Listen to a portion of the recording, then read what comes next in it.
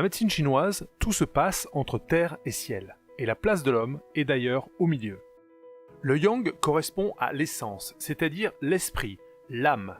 Il est en lien avec le ciel. Le yin correspond à la substance, c'est-à-dire à la matière, le corps. Il est en lien avec la terre. Pour la médecine chinoise, l'homme est donc situé entre le ciel et la terre. Et ces trois éléments constituent ce qu'on appelle la triade orientale. Le ciel est un émetteur, puissant et incessant. La terre, elle, est un récepteur sensible. L'humain doit donc s'intégrer dans cet environnement. En étudiant la place de l'humain dans l'univers, les savants chinois de l'Antiquité ont observé des influences plus subtiles en provenance du ciel. Et ils ont établi une harmonique entre le ciel émetteur et l'humain, récepteur terrestre obligé. L'Occident a déjà reconnu l'influence de la Lune sur les océans et sur le cycle menstruel de la femme. L'Occident a également accepté l'influence du Soleil sur les rythmes biologiques et la transformation de la nature selon les variations climatiques des saisons.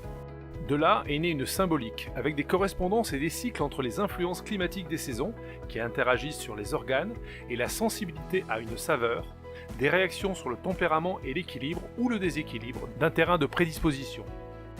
Pour les médecins chinois, il y a 5 saisons, le ciel, lié à la substance, la terre, c'est-à-dire les organes, qui seront nommés par 5 terrains, et 5 saveurs qu'il faut savoir gérer pour éviter les déséquilibres. Le printemps est représenté par le bois, la sève qui monte dans les branches. C'est la saison du terrain hépatique, sa saveur contrariante est l'acide. Vous devez donc contrôler l'excès de cette saveur. L'été est la saison du feu, de la chaleur. C'est la saison du terrain circulatoire, et sa saveur contrariante est la mer. L'automne, lui, est représenté par le métal, le fer qui rouille, qui s'abîme avec les vents et les pluies de la saison. C'est la saison du terrain respiratoire, et la saveur contrariante est le piquant.